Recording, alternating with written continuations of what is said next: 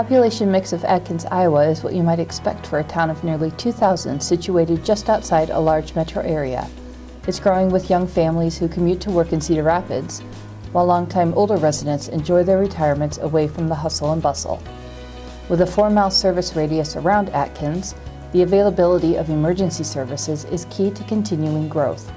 What we're concerned with is, even though we're 10 to 15 minutes from Cedar Rapids, in an emergency that's still a decent amount of time. So having first responder and fire departments and ambulance services in these small towns really provides people with the best care possible as quick as possible. Tight small town budgets don't allow for paid staff in many cases, so fire and rescue personnel are usually volunteer.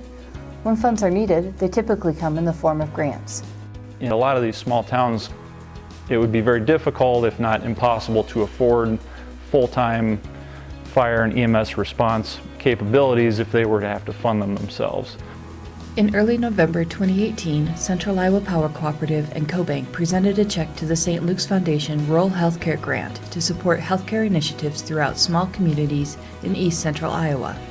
Located in Cedar Rapids, St. Luke's Foundation's mission is to support St. Luke's in giving the healthcare we'd like our loved ones to receive.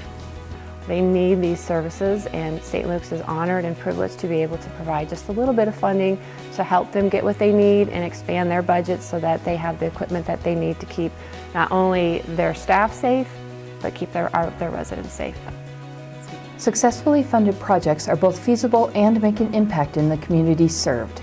Recently, St. Luke's Foundation Rural Healthcare Grant helped the Atkins fire and first responders purchase life-saving equipment that detects carbon monoxide levels. Obviously, going hand in hand with fire response, one of our concerns there is carbon monoxide. In being able to address situations like that, we looked for a piece of equipment that's a carbon monoxide pulse oximeter. So it looks for carbon monoxide in your blood. So we can use that not only at a fire scene if somebody's been exposed to smoke or flames or something that produces carbon monoxide, we can more readily assess those things on scene now. In addition to that, we're also looking at placing a carbon monoxide sensor or monitor on our EMS bag and maybe pick up on some of those cases where somebody may be ill and we don't know why, but if the monitor detects some of those CO levels, then we can have more of a definitive answer for them and treat them accordingly. The Grant Selection Committee is comprised of rural residents and/or people who were a past paramedic or first responder. They read and review most of the grants to determine the funding, which must be matched by the recipient organization. We really are looking for projects that are going to happen. They can be done, they can be completed, and they can purchase the piece of equipment and we know it's going to make an impact. Our operating budget for the Rural Healthcare Grant Program is about $20,000.